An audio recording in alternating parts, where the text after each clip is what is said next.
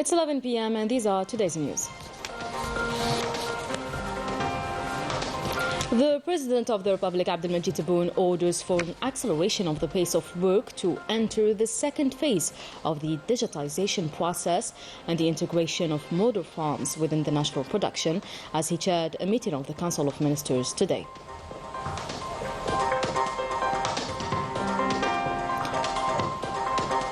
The President of the Republic installed the National Commission for the Prevention and Fight Against Cancer and gave instructions to the Minister of Labour to provide full and immediate care for non-insured cancer patients and called for the training of specialists in early cancer detection. The President of the Republic affirms that Africa has lost with the death of the President of the Republic of Namibia, Hage Geingob, one of its leaders and activists against colonialism and racial discrimination, as he sent a message of condolences to the acting president.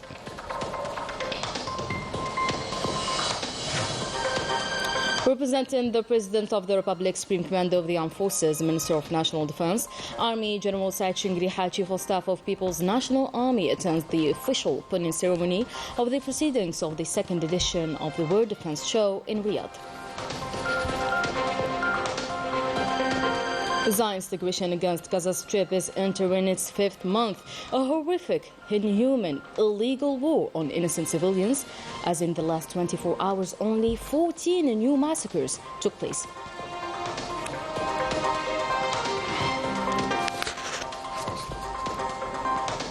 Welcome back. The President of the Republic, Supreme Commander of the Armed Forces, Minister of National Defense, held today a meeting of the Council of Ministers devoted to the follow-up of the progress report on digitalization, the special status and compensation plan for imams, and the presentation on model farms. Manal Maafa with a full statement released by the Presidency of the Republic.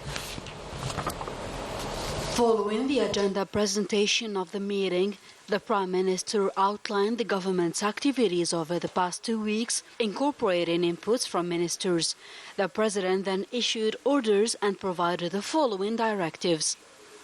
First, regarding the process report on the digitization process. After the initial presentation by the High Commissioner for Digitization, the President of the Republic instructed an acceleration of the efforts to move into the second phase of the project. The subsequent report will be presented at the next Cabinet meeting. Regarding the presentation on model farms, the President of the Republic instructed the Minister of Agriculture and Rural Development to redefine the nature of model farms, starting from their nomenclature and extending to their overall agricultural and economic function. The President directed the integration of model farms into the national production cycle, especially those with large areas aimed at addressing shortages, particularly in the legumes sector. Regarding the fundamental law and compensatory system for the imams, the Cabinet approved the compensatory system for the imams. The President then asked the Minister of Energy, with conveying his gratitude and encouragement to the executives and workers of Sonelgaz for their efforts, positively impacting the agriculture sector and overall national production. The Cabinet concluded its session by approving decrees and decisions, including appointments and terminations of duties in senior positions within the state. The President of the Republic, Abdelmajid Tebboune, has installed today the National Commission for the Prevention and Fight Against Cancer, introduced under a presidential decree, in addition to another decree that determines the 6 members who will be in charge of this commission, namely the Professor Ada Bunjar, head of the commission, and the Professors Wahiba Wahyoun, Fatiha Qashi, Mohamed Dukal, Khadija Boudawid, and Nabil Yafour as members.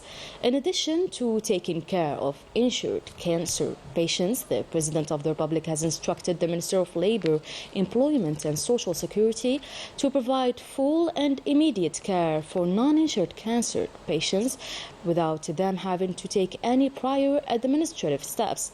The President of the Republic has also ordered to take care of the patients immediately after their admission to the hospitals and provide the necessary medical measures and equipment so that no delays will be registered.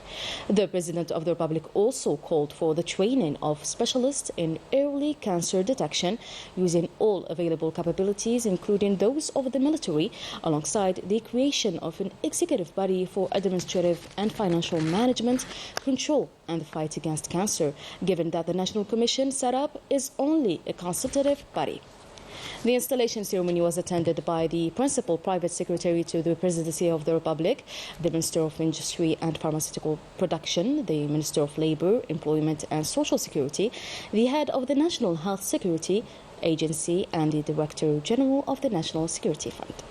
Professor Ada Bunjar, President of the National Commission for the Prevention and Fight Against Cancer, affirmed that the President of the Republic had instructed the members of the Commission to guarantee optimal care for cancer patients. Let's have a listen. لقد تشرفنا اليوم بلقاء السيد رئيس الجمهورية عبد المجيد تبون. We are honored today by meeting the President of the Republic Abdelmajid Tebboune for the inauguration of the National Cancer Prevention and Control Authority. We presented to the President of the Republic the state of cancer in Algeria. Our strategy includes a number of units. First is the prevention, second is the early diagnosis, third is the scientific research, and fourth is improving the patient's situation. The President gave us directions regarding this field, especially how to provide better care for our patients in Algeria. He also assigned us to submit a periodic report to him, and the first report is to be submitted within 3 months to inform him of the patient's situation in Algeria and find solutions to be taken as soon as possible. President of the Republic Abdelmajid Tebboune has sent today a message of condolences to the acting President of Nambia, Nangolo Mbanba, following the death of the President of the Republic of Nambia, Haigi Gingab, who passed away after a long illness. In the message, the President of the Republic expressed his sincere condolences and deep sympathy to the family of the late and to the people of Nambia, and also to the African continent, a continent that has lost one of its leaders and fighters against colonialism and racial discrimination. Representing the President of the Republic, the Prime Minister Nabil Arbawi headed to the Republic of Congo, where he will take part in a meeting on reconciliation in Libya, which is under the aegis of the African Union's High-Level Committee on Libya, and which is scheduled for tomorrow. Representing the President of the Republic, Supreme Commander of the Armed Forces, Minister of National Defense, Army General Said Chingiriha, Chief of Staff of People's National Army, began his official visit to Saudi Arabia by taking part in the opening ceremony of the second edition of the World Defense Show, an exhibition that will last until the 8th of the current month. Zakaria Mihubi and Narani Al-Bahri. At the end of the official opening ceremony of the exhibition, supervised by His Highness Prince Khalid bin Salman, Minister of Defense and Vice President of the Board of Directors of the General Authority of Military Manufacturing, the Army General visited alongside with the accompanying delegation the various pavilions of the show, where he notably visited during this first day stands reserved for the Saudi Military Manufacturing Company, which exhibits different equipment and modern weapon systems like armored vehicles, and followed with great interest the detailed explanations and presentations given by the representatives of this company. This international event, in which 66 companies specializing in the defense and the arms industries are participating, came to exhibit the most modern equipment and the latest military generation technical solutions, will allow the Algerian military delegation to inquire about the prices of the latest innovations relating to the military industry. More than 2,700 bailiffs will be trained in the digital sector starting from April, a move considered to be part of the global digitization process of the sector of justice. The challenge is no more paper, as it will facilitate the procedures and the services to the citizen. Yasin Hamdi. No more paper in the sector of justice. That's an ambitious and achievable objective. The modernization and digitalization process started years ago. Actuellement, nous sommes en train de développer des logiciels. We're currently developing software to make the access to justice easier for the citizens. We created a judicial app that manages the judicial files and an administrative app. The next step is the digital justice following the instructions of the President of the Republic. En répondant aux instructions de Monsieur le Président de la République. This digitalization will also have an impact on the lawyers' work. D'abord, l'avocat va arriver le plus rapidement à l'information fiable. First, the lawyer will access faster to most reliable and updated information. Secondly, there's time and money saving, which will reduce the expenses of the lawyer. We have to find a way to develop the sector without impacting the jobs of the others. The personal data of the lawyer and his clients soit must dans le be secteur de protected. l'administration, au That's poste why de the travail lawyer des needs gens, a safe de way to l'avocat, de access son his client doivent files. être protégés. In this digital era, the lawyers will need to adapt to the changes made by this digital revolution. These perspectives and opportunities will assure safe digital justice that will protect the rights of everyone. And we're also tackling today the sector of agriculture, a vital one in all levels indeed. Tonight we're shedding the light on the cereal farm operated by Consider, a key player in the construction industry, and as we can see, it's diversifying its activities. Reported by Badia Mari, taken up by Mananaka. In the vast expanses of land exclusively dedicated to cereal cultivation and livestock in Ghawat province, a 1,000-hectare plot houses the Namir Tahar farm, operated by the Consider Group, situated approximately 40 kilometers from the provincial capital. We are at the Namir Tahar pilot farm, covering nearly 2,000 hectares. 110 hectares are allocated to pastures, while 800 are divided among barley and wheat. The Consider Group has deployed significant resources far from operations, including irrigation through pivot and spray systems for barley and wheat. 5 wells have been established to address any water stress, and the farm also produces forage maize. Cereals take the lead among cultivated crops in Ghawat, with over 219,000 quintals produced across nearly 17,000 hectares across 22 municipalities. It is worth noting that the Ghawat province boasts a cereal storage capacity of 432,000 quintals. An ongoing project involves the construction of 8 warehouses, each with a capacity of 500,000 quintals. In terms of livestock, the province has a total of 1,138,205 heads.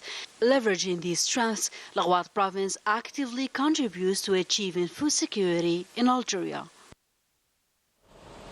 And today is also the World Cancer Day, dedicated as always to raising awareness about this illness that is causing 10 million deaths every year.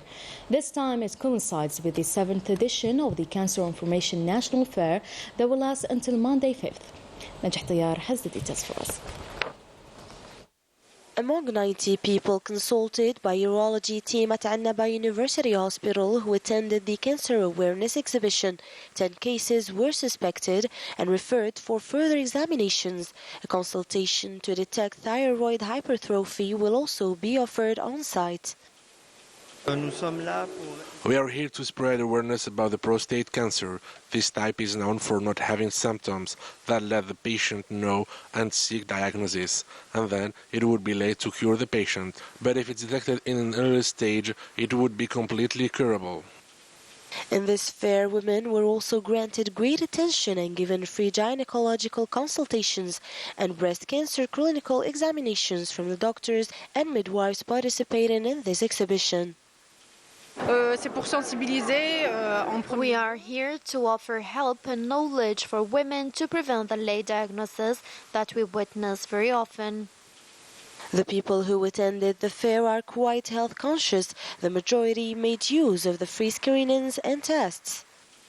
I took advantage of the available clinical tests, and I thank the specialists from Annaba and the government for this initiative. I learned about this fair from the television. The doctors took good care of us. The Cancer Awareness Fair is a great opportunity to find out what's new in cancer screening, take advantage of the tests, and be in touch with doctors, psychologists, and associations. On the international scene now, and as we mentioned in the headlines, the Zionist entity committed 14 massacres during the last 24 hours in Gaza. The occupation army targeted the center and the south of the enclave. Rafah is also targeted. Yasin Hamdi. 12 massacres were perpetrated by the Zionist entity during intense bombings that targeted the Gaza Strip, killing and injuring tons of innocent civilians. During the last 24 hours, air and artillery strikes targeted Khan Yunis and the north of Rafah, killing more than 100 civilians, essentially women and children. The United Nations Office for the Coordination of the Humanitarian Affairs for the Occupied Territories expressed deep concern towards the intensification of the Zionist aggression in the town of Khan Yunis, forcing more Palestinians to leave Rafah in the Gaza Strip. The office also warned about a humanitarian disaster. According to the World Health Organization, the number of victims caused by the Zionist attacks after 4 months is more than 100,000 people, including dead, injured and missing people, which represents more than 40% of the population of the region. The Zionist entity aims to create a buffer zone in the Gaza Strip, thus encroaching on an already cramped territory, another proof of its multiple violations of the rights of the Palestinians. The displaced ones are living in camps with inhuman conditions in the streets of the town whose borders with Egypt are closed. The Palestinian Red Crescent asked for the immediate intervention of the international community to protect the people working at the headquarters of the association and at Al Amal Hospital in Khan Yunis, bombed and besieged since 12 days. Several cities in the world witnessed protests urging for an immediate ceasefire and free access to the humanitarian aid in Gaza, from Paris to London and from Berlin to Milan and Geneva. Thousands of people expressed in the main boulevards of the capitals their support to the Palestinian people. The protesters also called for the end of the double-standard policy applied by Western governments towards the Zionist aggression in the Gaza Strip and the necessity to take legal measures against the occupant for its genocidal acts against the Palestinian people. Rehabilitation of Wadi al-Haraj is coming to an end with a progress rate of 90% of the works. The goal is to make it an ecotourism hub, as explained by Rani al-Bahri.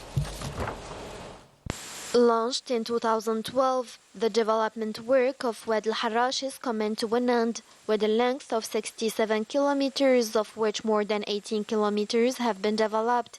This watercourse constitutes a major element of the hydrographic network of the capital. On 18.2 kilometers, we only have 1,200 meters of Wadi al-Haraj left to develop.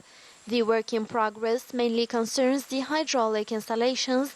The next stage consists of the development, which requires the mobilization of around 500 qualified and supervised workers. Working at an accelerated pace, the teams made up of highly qualified Algerian workforce are doing their best to ensure that this project is delivered on time. We are committed to carrying out this project in accordance with the required technical standards. Our team is made up of Algerian skills, including civil engineers, electrotechnical engineers, and senior technicians specialized in topography. تقنيين وكذلك تقنيين سامين في الطوبوغرافيا. تحسيس جميع المؤسسات. It is necessary to raise awareness among all industrial companies located around Wadi al-Haraj about the importance of setting up wastewater treatment facilities. Previously, the company specialized in the production of paper bags dumped its wastewater into Wadi al-Haraj, thus polluting the sea. We therefore adopted an industrial water treatment system to purify it. We have set up a chemical industrial station to filter the ink and dispose of it so that the water is pure and environmentally harmless. Wadi al-Haraj, this recreational space attracts hiking and sports enthusiasts and all those looking for relaxation in the heart of nature. Several families come to hang out. Even athletes prefer to train here for their championships. Before it was impossible to walk here. Now we come as a family every weekend to get some fresh air. Our mission is to maintain the site by ensuring the maintenance of green spaces and all the facilities present on the premises. In addition, we live up the spaces to make them attractive for the visitors.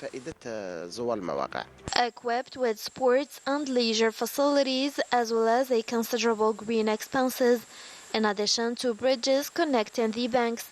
This project is positioned as a tourist and urban center, redefining the landscape of the capital. All right, that was it for today's news. Thank you so much for watching. See you soon.